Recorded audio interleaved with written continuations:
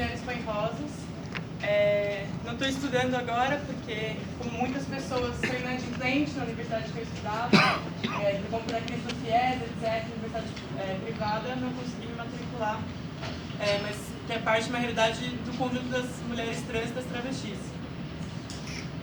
Eu queria aproveitar, na verdade, que a gente está nesse espaço, e para mim é muito emocionante estar com tanta gente aqui, porque já reunimos outras vezes na ANEL aqui e não tinha tanta expectativa de debate como esse para discutir um tema tão importante. E também um congresso que acontece num momento muito particular, assim, da situação nacional, mas também internacional, e tem muita coisa para pensar em relação a isso. O que eu acho interessante pensar é que assim, todo o processo de juventude que tem, sempre as demandas da sexualidade, da identidade de gênero se colocam como parte da libertação que a juventude sempre procura. E para pensar um pouco em relação a isso, qual que é a tarefa também que a ANEL tem que ter nesse congresso para poder pensar em relação a isso. Que eu acho que é uma questão de pensar um pouco também qual que é a trajetória do movimento LGBT, que eu concordo totalmente com a Daniela Andrade, que nessa sigla e nesse formato que tem hoje, não serve para organizar os LGBTs, vem se mostrando cada vez mais falho nos últimos tempos, mas que também tem a ver com uma forma que a gente foi se acostumando a pensar os movimentos sociais. E que eu acho que é importante pensar um pouco essa reflexão. Porque a gente for pensar, o que aconteceu na década de 60, que foi Stonewall e as revoltas que tiveram, não sei se todo mundo conhece Stonewall, mas acredito que sim, porque é um dos principais aberturas do movimento da libertação sexual.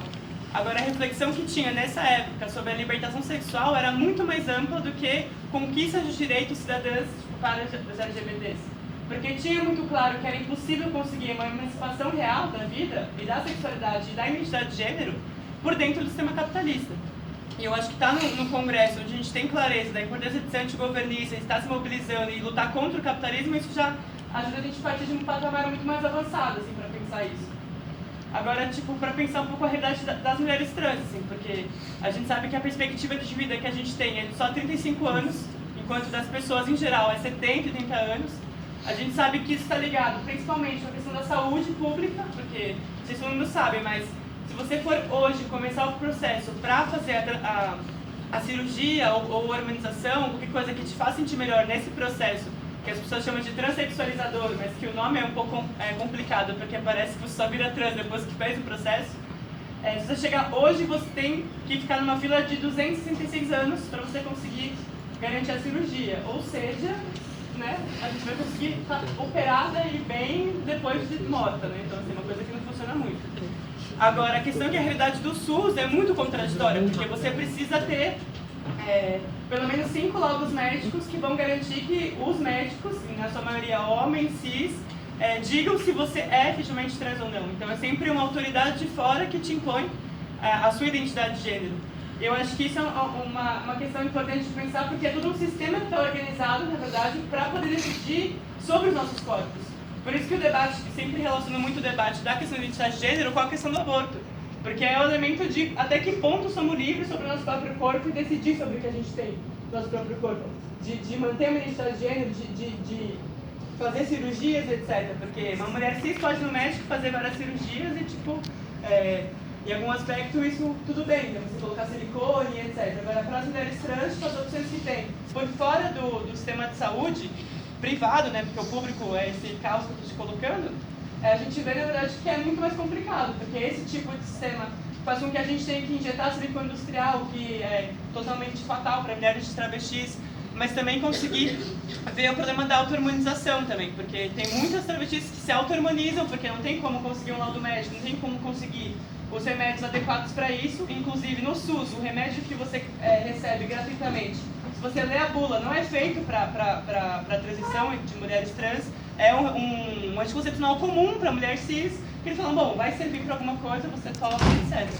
Então, assim, a própria ciência não reflete sobre as necessidades das mulheres trans. E tudo isso está condicionado porque essa ciência está a serviço do capitalismo, não a serviço da produção da nossa liberdade.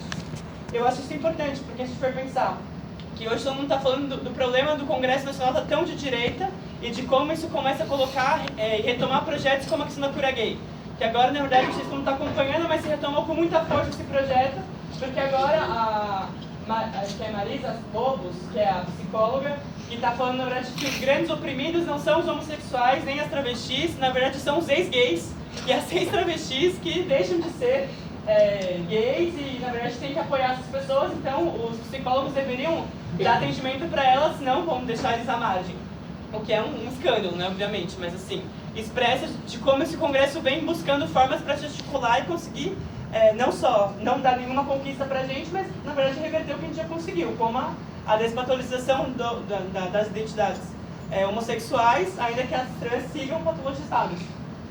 Eu acho isso importante ver porque assim, a gente vê muito esse debate, inclusive que assim, o PT vem colocando uma discussão de que o Congresso está à direita e não tem muito o que fazer, etc. Mas tem que ver que quem abriu espaço para a direita foi diretamente o governo, com outras políticas que teve, de acordos eleitorais com o Feliciano, por exemplo, que garantiu ele estar na Comissão de Direitos Humanos em 2013, mas também garantiu com que se tivesse todo um cenário onde nunca é possível vencer a direita e sempre tem que ter tipo de acordo. Como foi a recepção que o governo teve ao Papa, que distribuía nas suas apostilas não só pequenos pedacinhos de feto para discutir contra o aborto e etc., e as campanhas acionárias que a gente conhece muito bem. Então, acho que ver essa articulação do governo, diretamente com a bancada evangélica e com o Congresso Nacional, a gente tem que pensar que, assim, até num congresso como esse, a gente tem que ver que é impossível pensar que a gente consegue arrancar qualquer direito, combatendo a direita, sem combater primeiro o governo. Sem conseguir ver que esses ataques que a gente sofre hoje vêm diretamente desse governo federal, que, apesar de ter uma mulher na linha de frente desse governo, que é a Dilma, não significou nenhuma melhora para as mulheres. Pelo contrário, todos os debates que têm a ver com a vida da saúde das mulheres, etc., esse governo é incapaz de garantir esses direitos. Como a gente vê, inclusive, com o ínfimo investimento que tem no combate à violência à mulher, que é muito absurdo. Agora, eu acho que assim, teve um filme que saiu recentemente, que eu queria indicar aqui, que chama Pride, Orgulho, não sei se alguém conhece, mas assim, é um filme que saiu ano passado, que conta a história de um grupo LGBT que chamava Lésbicas e Gays Apoiam os Mineiros, durante a Inglaterra, na luta que aconteceu na greve dos mineiros, inesquecível, onde a Margaret Thatcher estava indo atacar os mineiros, etc., e esse grupo começa a organizar para poder defender esses trabalhadores. E o filme é muito engraçado, porque vai mostrando todas as dificuldades que tinha na época até hoje, de um grupo de homossexuais ir apoiar os mineiros no nível de homofobia e de preconceito que tinha naquela época. Agora, o mais interessante é que naquele momento, diferentemente do que a gente viveu nos últimos 30 anos, a gente via que as pessoas acreditavam realmente que era possível transformar o mundo.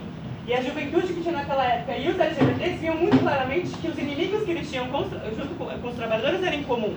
Então, a polícia que reprimiu os mineiros, o governo da Margaret Thatcher, e todas as políticas que tinham reacionárias contra os LGBTs se ligavam muito com as políticas que os trabalhadores estavam levantando para poder defender seus direitos de manter os seus trabalhos, etc. E para mim a significação foi muito importante, porque foram alguns exemplos históricos que demonstram que quando tem essa aliança entre os trabalhadores e os setores LGBT, a força que isso tem para conseguir avançar várias ideias. Então, na força para pensar a nossa organização enquanto LGBT, eu vejo que esses processos foram criando várias estruturas importantes. Agora, o problema que a gente vive hoje é que tem uma profunda adaptação ao regime burguês e democrático que a gente vive. O que eu quero dizer com isso? Que muita gente fica pensando, por exemplo, o caso da Verônica Molina, acho que é um caso bem específico em relação a isso. É uma mulher trans, negra, que foi brutalmente torturada pela Polícia Militar em São Paulo. Teve vídeos, fotografias dela com seios expostos, com a cara totalmente deformada por conta das agressões. A mídia, em geral, usava muito do caso da agressão que ela cometeu para justificar isso.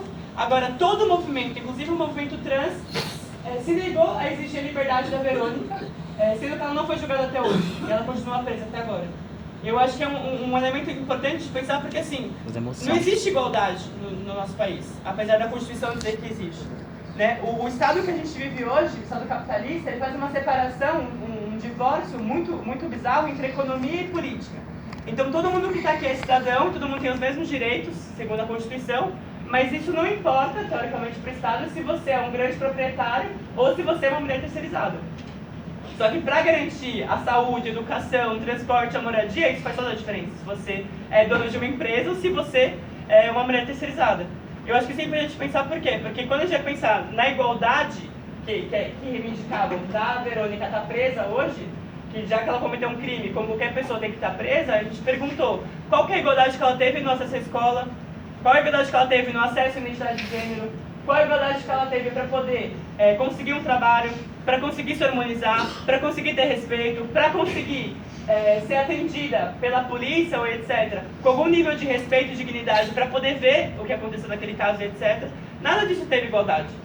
Então, por que raios agora querem igualdade para prender a Verônica e justificar a prisão de milhares de mulheres negras, travestis que estão nas periferias, que estão nas cadeias hoje? Se a gente for pensar, o sistema carcerário do Brasil é uma questão absurda, só tem negro, e tipo, é um bagulho assim que, tem milhares de pessoas presas em lugares, tipo, sem condições mínimas de sobrevivência.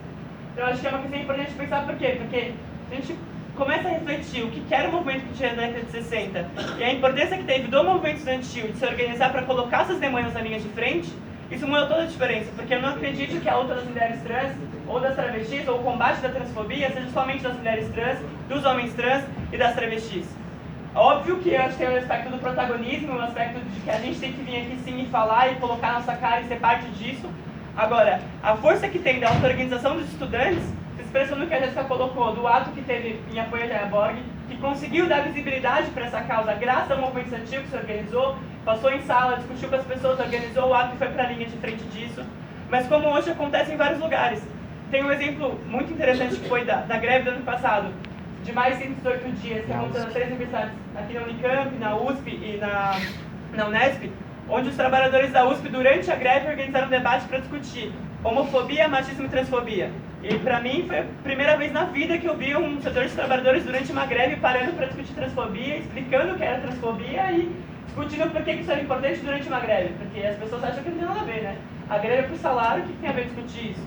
A questão é que a gente está aqui se organizando hoje para discutir como preparar quem está aqui para poder chegar em mais jovens, inclusive discutir o que foi junho, como que as pautas LGBT se expressaram em junho, como foi a questão da cura gay, que foi um combate importante, mas também a questão daquele projeto que tinha, como que era o nome do Estado das Turmas, tinha o jargão, que era Bolsa Estupro, né, que nunca vai sair tão assim, né, qualquer hora os caras tentam voltar a esse projeto.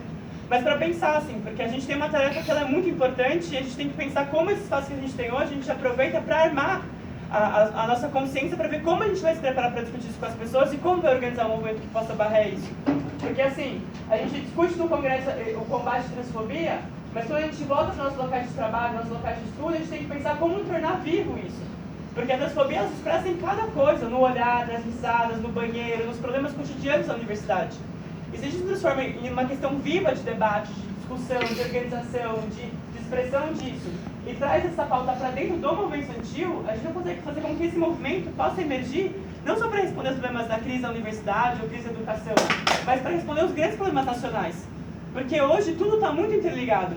Quando a gente vê os ataques que tem nas MPs da Dilma, quando a gente vê os ataques que tem no governo, em vários âmbitos de cortes, etc., não está nada descartado da questão das opressões. Pelo contrário, essa separação entre oprimidos e trabalhadores é uma separação falsa que o capitalismo criou. E eu acho que isso é importante, porque se a gente for pensar, os últimos 30 anos que a gente viveu, teve um importante divórcio entre os movimentos sociais e a luta dos trabalhadores. Eu acho que essa reflexão é muito fundamental, porque se a gente for pensar mais profundamente, os movimentos sociais, pouco a pouco, foram se adaptando à democracia burguesa e lutando só por inserção dentro da democracia burguesa. Então, as lutas que tem muito fortemente do movimento LGBT, mas do movimento feminista, também do movimento negro, muitas vezes acabam buscando a inclusão desse sistema sem questionar profundamente esse próprio sistema, que é impossível se incluir. Porque ele se usa exatamente das opressões para poder explorar cada vez mais a classe trabalhadora. E, por outro lado, a classe trabalhadora perdeu a capacidade de refletir que ela é o sujeito revolucionário que pode dar saídas para essa opressão. Então, por conta das suas direções sindicais, como a CUT, a Força Sindical, o GT CTB. e várias outras burocracias, a gente vê bem claramente que elas não deixam os trabalhadores se refletirem que eles podem dar saídas para os problemas nacionais. Pelo contrário, ou eles têm que defender o governo Dilma, como faz a CUT e outros setores da burocracia, ou então outro apenas por salário. Então, acho que isso é importante pensar porque acho que é a tarefa da nossa juventude, da nossa geração, que vem conseguir, na verdade, colocar novos levantes, como acontece hoje no Chile, como está acontecendo no Brasil, e como que acontece em vários países, é pensar de como a gente consegue colocar com que essas demandas sejam parte desses movimentos. Porque senão vai ficar sempre os grupos cada vez mais isolados, gritando pela sua emancipação, sem conseguir efetivamente ter força real para mudar a situação que a gente vive hoje. Porque a transfobia é uma questão muito profunda. Ela está ligada com violência psicológica, com violência física. Os assassinatos de travestis nunca são com um tiro ou uma facada. São sempre 105 tiros, um braço para cá, um peito para lá, um pau para cá. É sempre uma questão de crime de ódio. E esse nível de ódio que é gerado e estimulado pela sociedade ele é fruto desse sistema capitalista. E para mim isso é muito claro e importante, porque senão a gente não consegue pensar como dar uma saída para esse sistema. E aí o que acontece com muitas de nós, e com, por exemplo, com a Lila, que não sei se todo mundo lembra dos Estados Unidos, que se suicidou de 16 anos ano passado, é esse caminho que muitas de nós seguem, porque infelizmente não tem uma saída para se organizar e para poder responder aos nossos problemas cotidianos. A única saída que a gente se vê é cada vez mais isolamento e mais se sentir isolado. Então, só para terminar, assim, eu acho que a gente tem que abrir, acho que tem que deixar todo mundo intervir e a gente fazer um debate em relação a isso. Mas eu queria chamar as pessoas para a gente tentar discutir que campanha a gente tem que tirar aqui da dela e como a gente tem que sair daqui organizado.